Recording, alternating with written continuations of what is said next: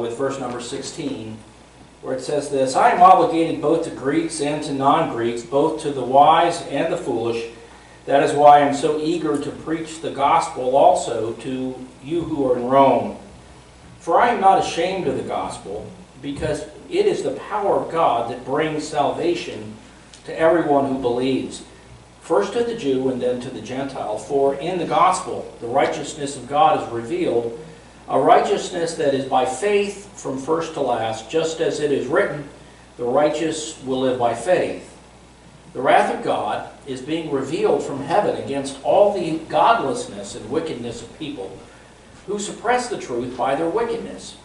Since what may be known about God is plain to them, because God has made it plain to them.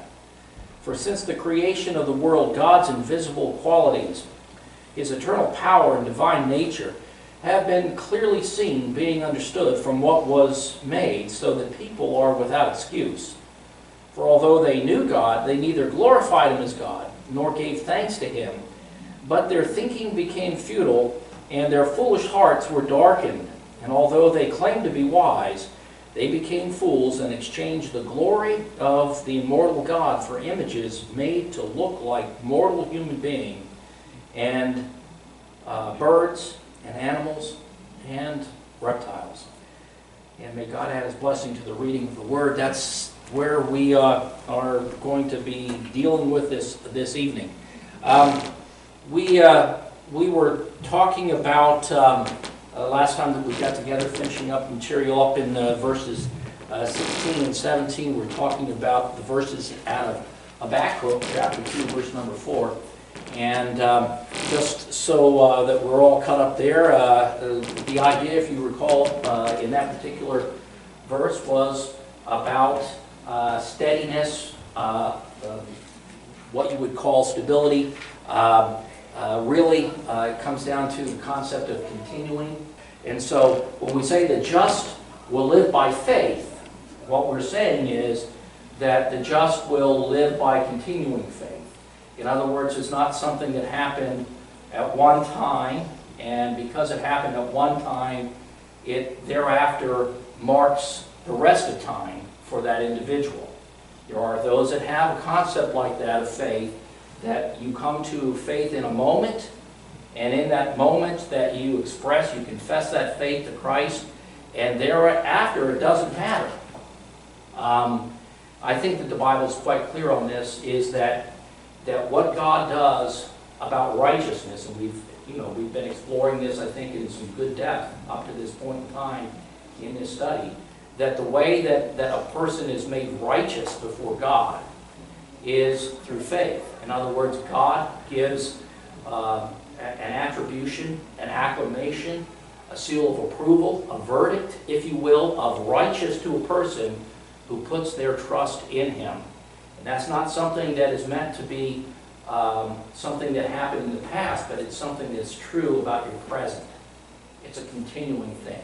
So much so that I think that we can say that a person is saved by faith, and a person is saved as long as they have faith. Now, having said that, in some measure, everything up to this point in time was Paul trying to introduce things, more or less, and when it gets to verse number 16 and 17, he's really to the place where he's or I should say 18, even 19, he's finally to the place where he's, making a transition, if you will, from talking about himself and introducing himself to the Romans to the place where he's starting to get into the teeth of the matter, if you will.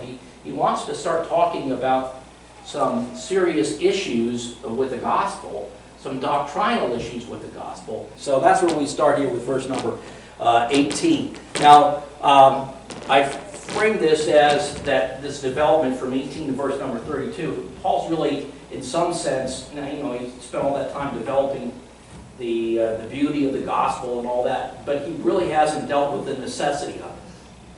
Why do we need the gospel? Why do we need something that is an ark of safety? What is it that we need to run from and get into this ark of safety? Well, what's behind all that? And that's really, in a matter of speaking, why he brings up all of this discussion about the wrath of God. It is the reason we need the gospel is that there is the wrath of God. We need that on the one hand, and then the other thing that he explores in developing this is that the very nature of human beings is messed up. It's messed up and antagonistic toward God. So on the one hand, you have that there's this wrath from God that needs to be avoided. God forbid that we end up partaking in the wrath of God. There's no future in that. Don't want to do that.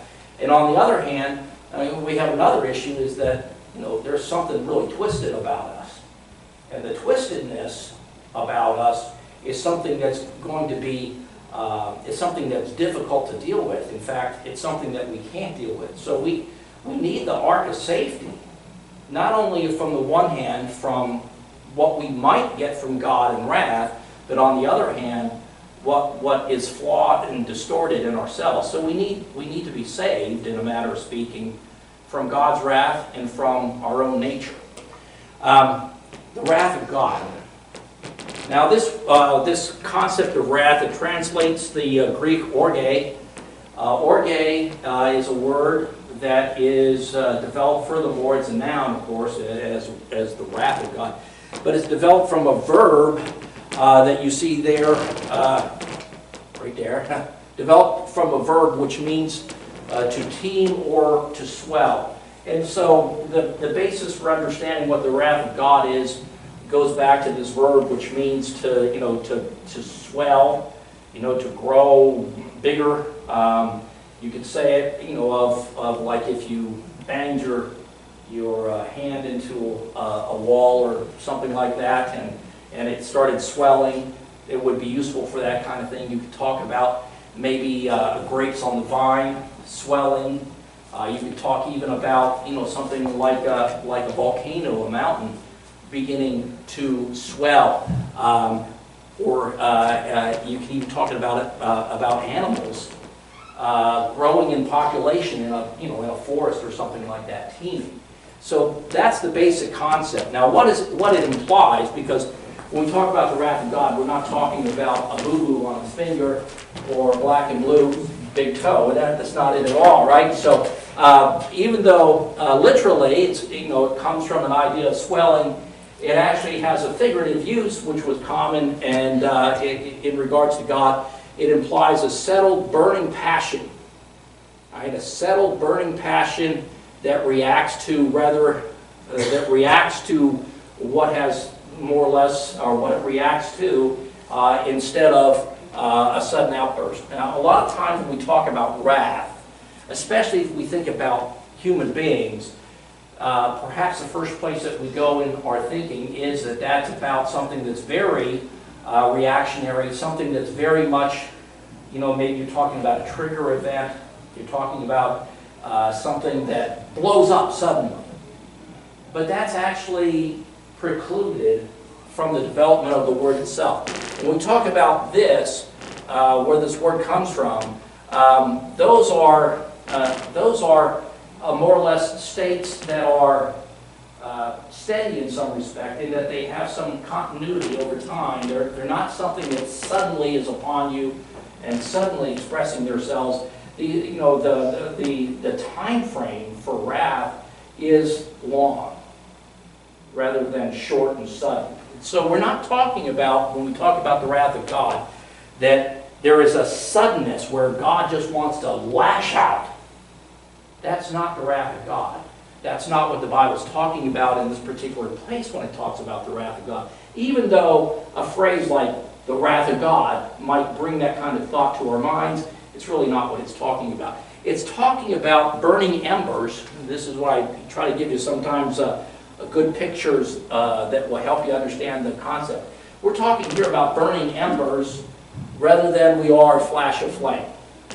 Now, what are burning embers? If you've done any camping or anything else like that, that's those red hot charcoals that are sitting there, still quite hot, still very much a fire, but there's not necessarily anything in the way of flames coming from them. There may be, there may not be. it's not that big of a deal, right? The burning embers, that's what God's wrath is like. It's just this constant sense of absolute indignation against sin. God hates it. He hates it in the morning, he hates it in the afternoon, and he hates it in the evening. He just hates it. It just is it's just a heat in his soul, if you will, that is against sin. This is what it's like. Now, one of the things that can happen when you have burning embers, of course, is that if you take out something and start fanning on them, what happens? Well, you can flash into flame, right? Or even if you throw some new fuel on it, you can flash into flame. And that's not even a bad thing as far as having some kind of a graphical picture of what we're talking about in God, because often in the Old Testament you'll see the expression where it says God's wrath was kindled. What does it mean by that? That the wrath of God was kindled. Well, there's always the burning embers. There are always that red-hot indignation in the heart and soul of God against sin. That's just his nature. He hates sin. And so there's this red-hot burning embers kind of at the heart of God against sin. But every now and again, there are things that occur within the framework of God's governance over life that kind of fan the flames and kindle it into a response. Thank God that he's slow to anger. Because, when the wrath of God has been kindled, awful things happen. We have that throughout the history of the Old Testament, where there are several examples of God's wrath being kindled, and the result is just breathtaking. It's scary, it's frightening, it's overwhelming.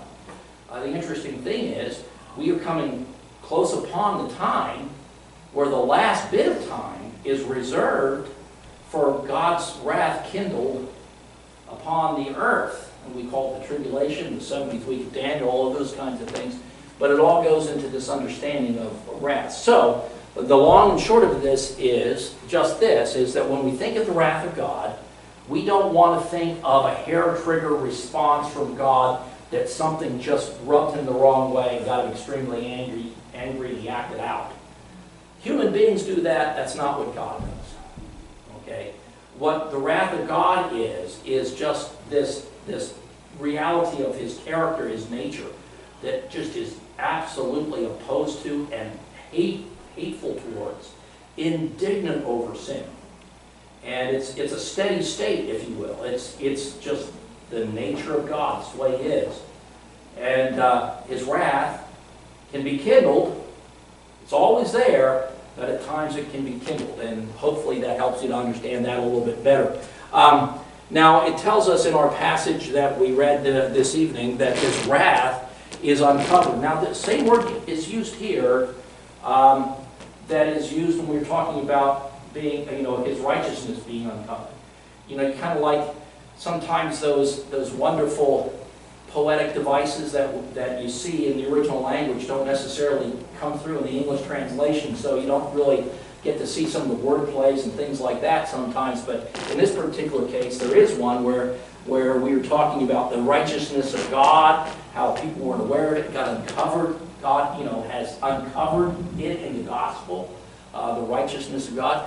Whereas the wrath of God is also uncovered, but in a different respect. There was this mystery until Jesus came along and was able to, in the fulfillment of all that he was able to minister in uncovering, opening, a pulling back of the veil of the righteousness of God. However, the wrath of God is something that has always been uncovered. It's been something been open and with the human race ever since the beginning of the human race.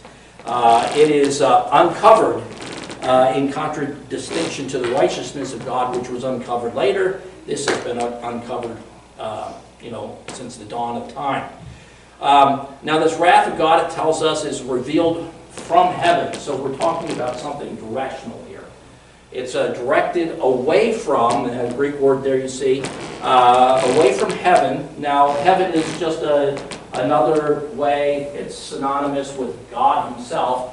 And so the wrath of God is directed away from God towards or upon what? Well, one of the things that it is directed upon is ungodlessness, or ungodliness, ungodliness. And I should say this little word all, it is put in front of these phrases for dealing with this, and it means all-inclusive, everything one by one.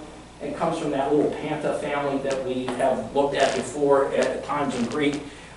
Same thing here. So every bit of ungodliness, each thing by itself stacked up to the totality of it, all of it, God's wrath is directed toward all the ungodliness. Now, what does he mean by ungodliness? This, too, is something I think gets lost in the subtlety of translation. Because when we think about ungodliness, a lot of times we just jump right away to behavior. That this is ungodly behavior. There's stealing, there's killing, there's raping, there's kidnapping, ungodliness, right? That's what ungodliness is. That's really not what's in mind by this word. This word really is directed toward irreverence. Irreverence, And so Rodney Dangerfield time here, right? God gets no respect. I get no respect. God gets no respect, and this is what this is talking about. And when you think about this, it kind of puts a little slightly different light on what it is that God's wrath is being directed toward. When it talks about irreverence, when we're talking about irreverence, we're talking about ignoring the fact of God, being indifferent to the fact of God, being dismissive of God's claim, God's authority over us. So, your basic garden variety of human being walking through the earth, because that is the way your basic garden variety human being walks in the earth. Absolutely irreverent toward God. Acting like he doesn't matter, acting like he isn't there, acting like even if he is, who cares? All the various other permutations that you can put on it to describe that particular reality. In all of its various colors. God hates it, right? God hates his creatures being so disrespectful toward him, if nothing else, and it's one of the things that God's wrath is responding to. That red hot, passionate indignance that God has toward irreverence. And then the other thing it mentions is unrighteousness. Now, unrighteousness, we've talked about this. You see, you might recognize this from some of our earlier discussions, different forms of this word, what it means in different ways. This is the same word, at least the back half of it, that we saw was the foundation of righteousness. It talks about the just verdict or the just approval of a court. So God's approval is being dike, whereas this is being without it. Usually when you see an A in the Greek, not always, but usually when you see the A in front of something else that's coming from a root, it's a negation. So it means without or apart from or different than that. So what we're talking about here is that unrighteousness is not having anything that could be approved by God, and not being, something that could not be given the verdict of just. That's what unrighteousness is. So injustice is a good translation, not right doing. But it's unrighteousness is something that, again, all unrighteousness, every kind of now this can be behavioral in the sense that behavior that is of such nature that it can't be approved of by God. Any behavior that would fit that definition would also fit the definition of unrighteousness. And God's wrath is being directed against that as well. Again, that's that red-hot, steady state that God bears within his very soul as part of his nature. Some folks say that wrath is not part of God's nature. Some folks say that wrath is part of God's nature. I don't know if it's a good argument or not to even bother making. I just know that as we find God here in creation, God is by nature wrathful in the sense that he has a burning, hot indignation toward sin. Okay? And so that's the truth. Now the interesting thing I find about this is that when you look at, particularly when you look at what's there in the Greek, it's quite clear that God's wrath is not directed at the people. So it's not designated as directed against people per se, in and of themselves, but against what people are, against what people do. So the thing that gets God wrathful is not the existence of someone who is unrighteous or someone who is ungodly. It's the ungodliness itself, and it's the unrighteousness itself which causes God to be indignant. Why is that important at all? Well, I think it will be important to understand the concept as we work our way through what the book of Romans tells us about the gospel. But it also goes back to something that you probably heard from old timers if you've been in the church for any amount of time, right? And that is that God hates the sin and loves the sinner. And sometimes that's a hard thing to try to understand, especially when we have quotations in the book of Psalms, for instance, that says God's soul hates the one who sins. So you've got to try to figure it out. But I think that it's interesting that the formulation of this, as careful as the Holy Spirit was to bring it through the Apostle Paul, was that it's not the person that God's wrath was directed at, but what the person, the kind of character, the kind of intensive heart that the person develops, and the things that get done as a result of that. That's where God's wrath is. Is it possible to separate the person from the sin? I would say by what we have here in this text, yeah, at least theoretically it would have to be, right? It would have to be a possibility that God's capable of making that kind of division. Does he make that kind of division? Well, I think all of us who love Jesus would have to say, yes, he does. He finds a way to see us in some way distinct from our sin.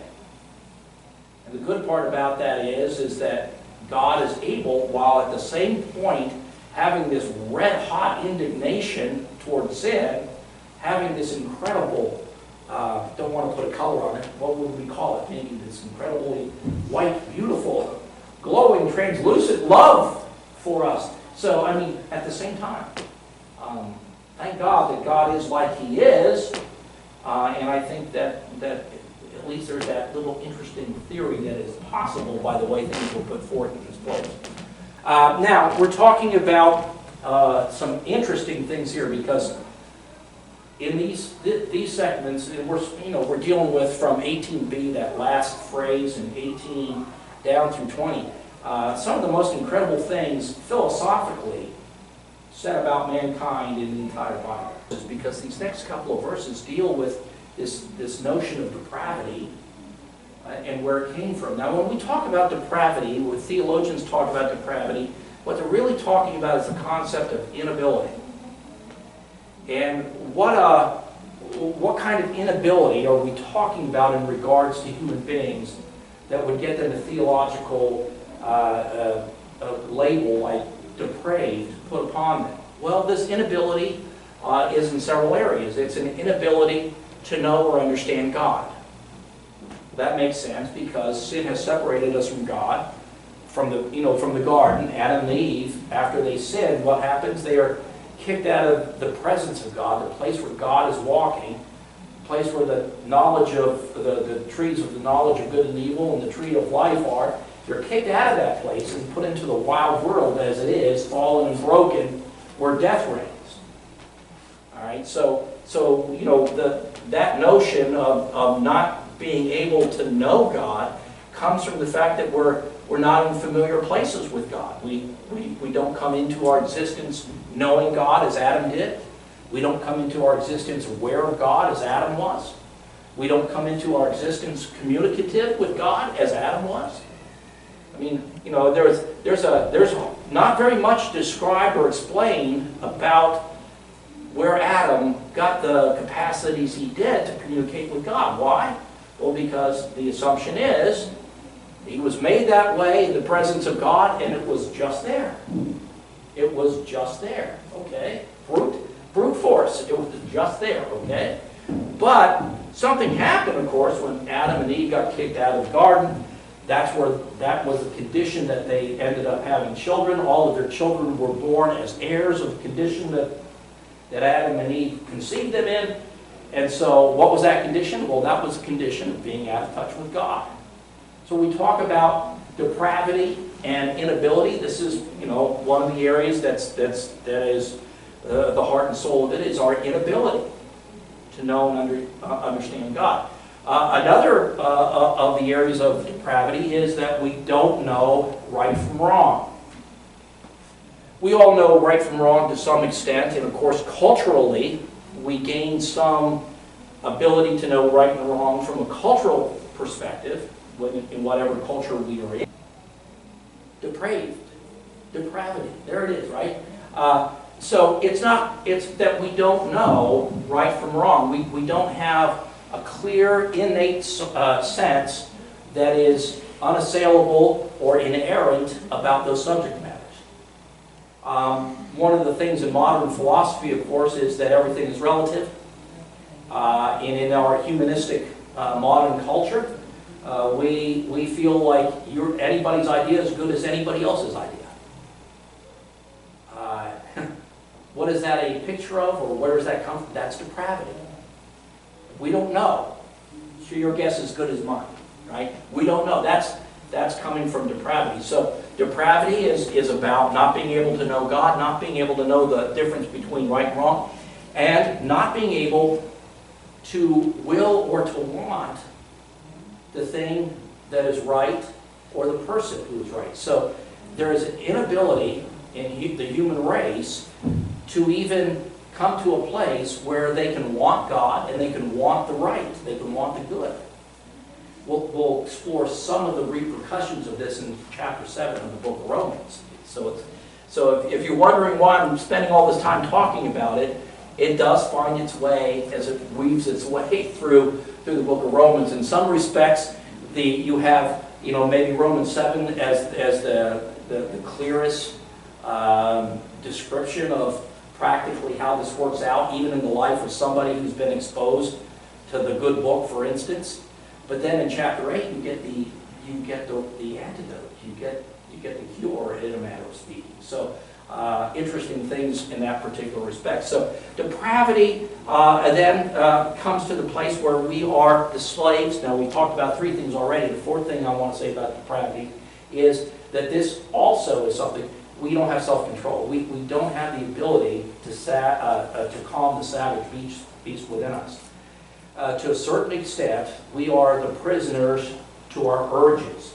It's not that any person is as bad as they could be. I mean, there are some people that are pretty close to being just about as bad as they can be, but really that's not your average human being. Your average human being is not as bad as they could be, but at the same point in time, at some place along the line, right, maybe a little bit every day, they will display and demonstrate that they really just can't master themselves. They just can't quite always have it in gear, in line.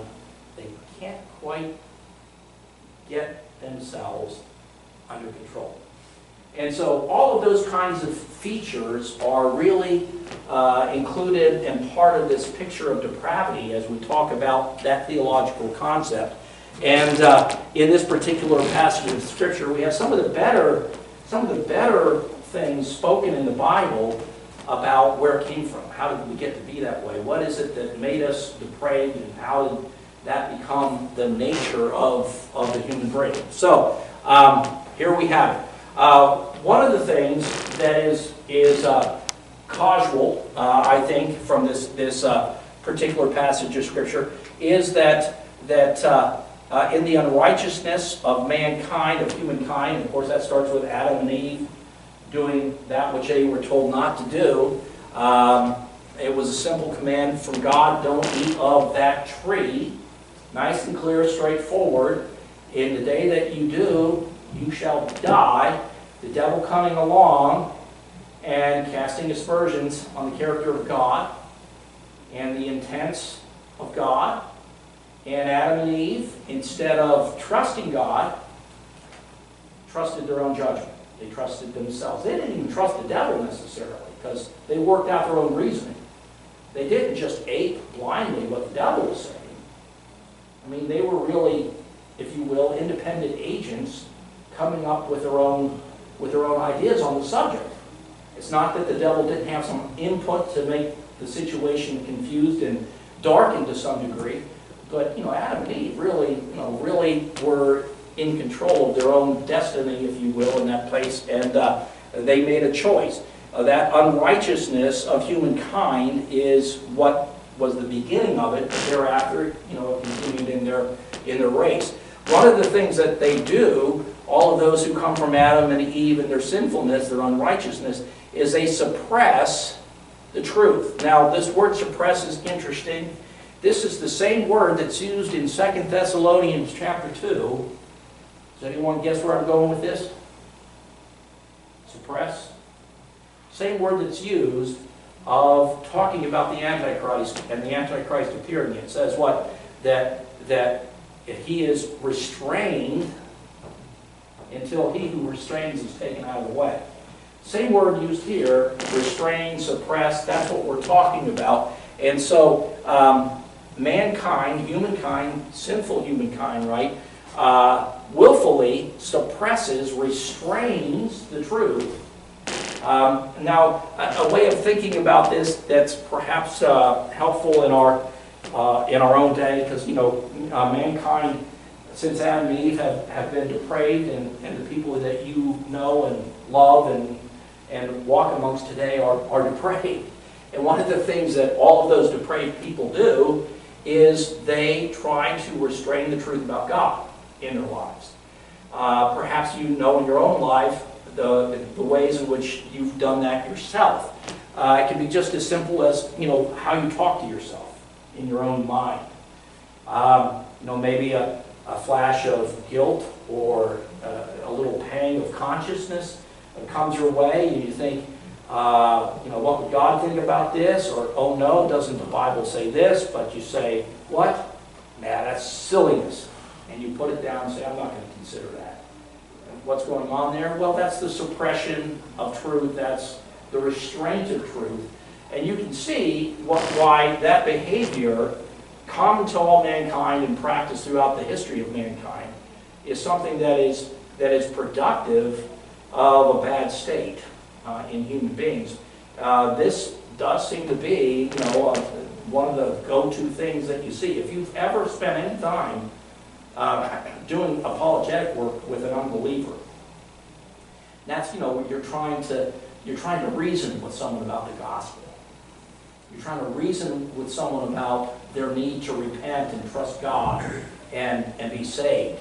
And if you've been in those kinds of situations, all of the rationalizations, all of the tricks of the trade that go with the human race that will try to pour cold water on everything that is truthful, everything that could be convicting, everything that kind of shines a light on the real condition of human beings before God. They don't want to hear it. They just want to get it put out of the way, get it papered over, get it covered up, get it in the dark, so that it doesn't impinge upon the choices that they make. This is human beings, right? It's part of our depravity, and it's very clearly what's being talked about in this particular place. The wrath of God is being revealed against mankind, and one of the things that God is reacting to wrathfully is this particular quality of human beings, is that He's given us this wonderful capacity of understanding and knowledge. I mean, it's expressed in some way through the mechanics of a physical being, but the soul behind it, directing it, impelling it, if you will, it's something that just using all of this capacity that God has given us, not for knowing God and responding to Him appropriately, but for finding a way to just suppress the truth so that we can do what we want instead of having to worry about what God wants. It's the nature of depravity. Now, this is coming out of our inward being. This little Greek word, we talked about this before. It's translated by in the NIV and quite a few other English translations as well. It's referring to the condition within, when it's used in this way, the condition within that allows a thing to happen. So when you say that a certain quality, perhaps you can say that it is wisdom, by wisdom, this person is able to create this incredible invention. What are you saying? Well, you're saying that, not that wisdom is some object separate from them or inanimate, removed from them, but that a quality inside of them that is wise is, productive of that particular end. And that's exactly the kind of concept that you have. The inner condition of unrighteousness is causal rather than the outward unrighteous actions. Now, what I mean by that is, I know there are some, I've ran across this, that people will say that mankind is born in a state of innocence, and that it is the doing of things that colors your makeup as you go through time. So that, the first time you disobey your parents, and then the second time, the third time, you build it up, you color your makeup so that those things become habitual. They become, in some sense, attributes of your being. That's really, I don't think, a good concept for what the Bible's trying to teach here. I think the Bible says that the brokenness lies within our hearts, that there is an unrighteousness. There is a bent toward unrighteousness within us. And that is what fuels our desire to suppress this unrighteousness. It's not the things that we do that make us bad. It's that the bad in us makes us do bad things. Hopefully that makes sense to you. All right. So what was the intent of the suppression? Or the intent of this particular action that we're talking about here? Well, their intent was to suppress. Suppression is not an outcome. Again, this is kind of like that innocent savage kind of mentality that you kind of get with cultural anthropology and things of that nature, that human beings have a certain nobility within. It doesn't matter whether they are savages doing savage things or civilized doing civilized things, that there's this innate kind of humanity and dignity and goodness about us, and it's only our environments that cause us to fall into bad things. That's not what this text is telling us. The text is telling us that there is something inside of us that actively desired to suppress the truth. It's not an unfortunate happenstance. It's not something that happened to us by accident or apart from us. The reason the truth is suppressed is that we want it suppressed. The truth is not suppressed against our will. The truth is not suppressed by someone else's doing, right? The truth is suppressed by our inward drive to not want to deal with God. Right? The truth about God that can be known. This is kind of how this phrase is in the Greek. The truth about God that can be known. It's led into in our text, and I should probably just point you to the exact spot here as we're talking about this. It says here, verse number 19, since, that little since there, that's what we're talking about right here. Okay, and that literally means because through. So we're talking about a reasoning there and actually attributing, cause. Since through, or because through. Since, verse number 19, as I mentioned, since what may be known about God is plain to them. Okay. So, by through, the truth that can be known, how is it known? Well, this is what is developed in the next passage. And the force of all of this is basically to double down on the statements that Paul was just making about humankind's intent to suppress the truth in a willful way. It's not a passive thing. It's an active. It's in the active tense. So or active voice. So what you see is that humankind is twisted in a way that makes them not want to deal with God. And the reason that he doubles down and says that this is willful is because what you can know about God is easily known. It's not a secret, it's not hidden, it's not hard to find. It's something that is readily apparent. Okay, so that's basically what is being developed in here. Now he says it's plain. Here's the Greek word used, phaneron, that's used to describe this. You've heard me talk, especially when we dealt with the book 1 Corinthians in chapter 12 and chapter 14 about phanerosis. And we're talking about the manifestations of the Holy Spirit coming to light, right? The evidence or the revealing that the Holy Spirit's on the move in the present. Same root here. And so it's talking about something that is manifest, something that is evident, something that is just smacks right out there and is open in our world of perception. Right? The truth about God is that evident to the human race. The only reason a human doesn't pick up on that is why? The intent to suppress. It's the intent to suppress. Keep this in mind, because this little segment is an incredible indictment on your basic human being.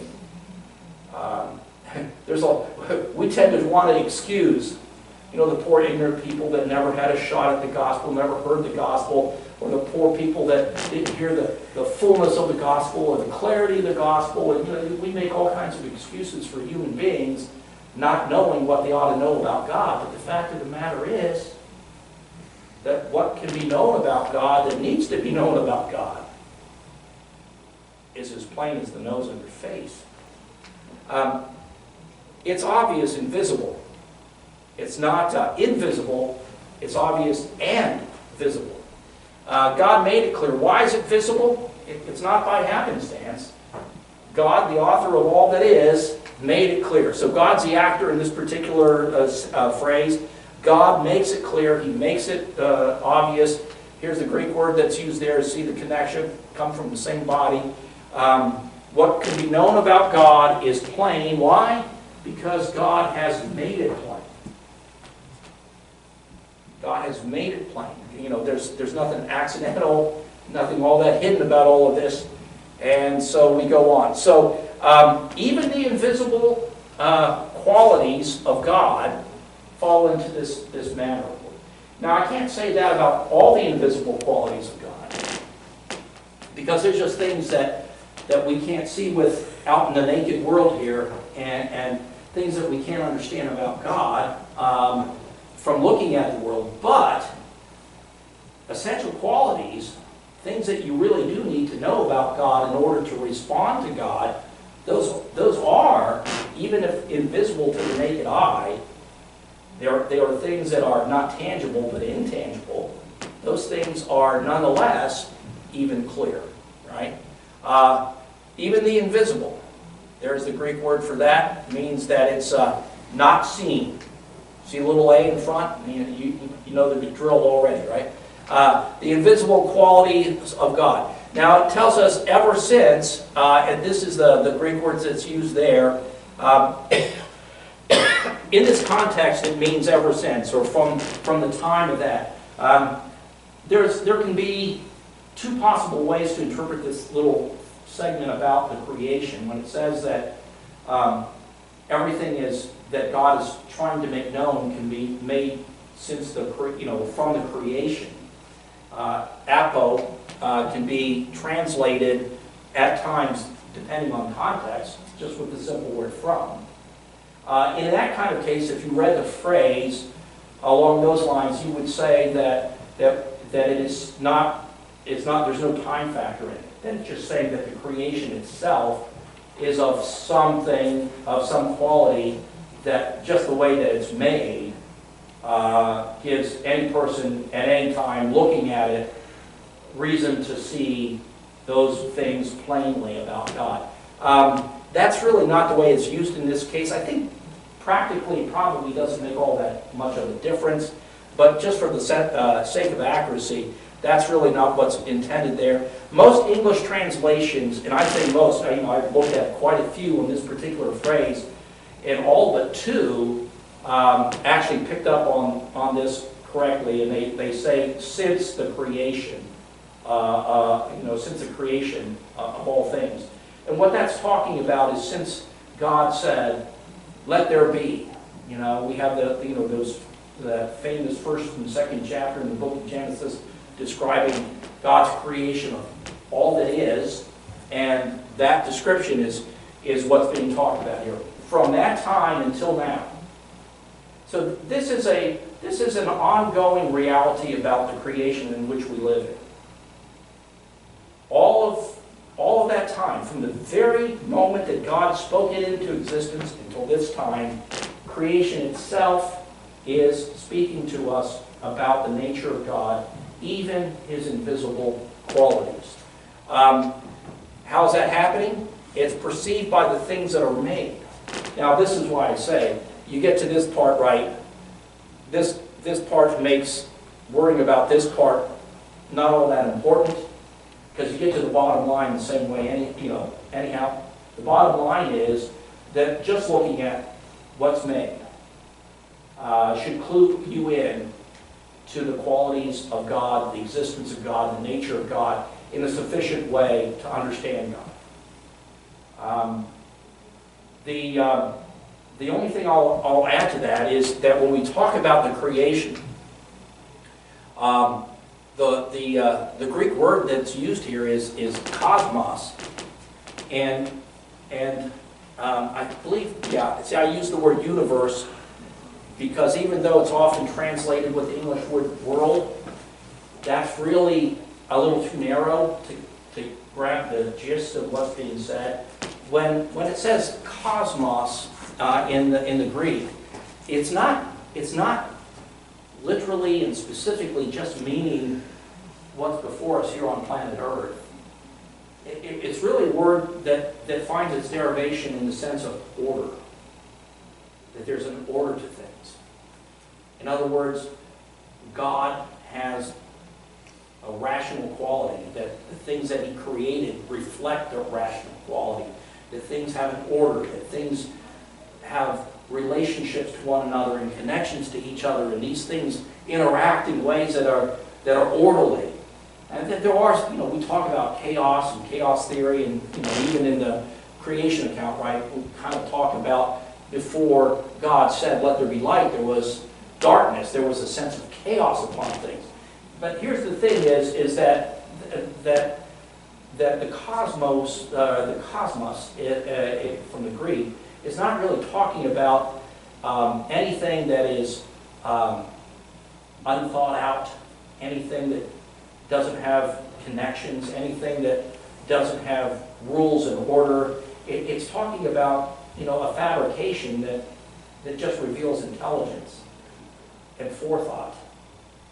Okay, and so does what we see in the creation reveal those qualities of God? For those of us who have faith, we look at the creation and we say to somebody who is unbelieving, how can you not see the handwriting of God all over the place? That everything says order and incredible wisdom and very precise relationships, and it's just absolutely, it's mind-boggling.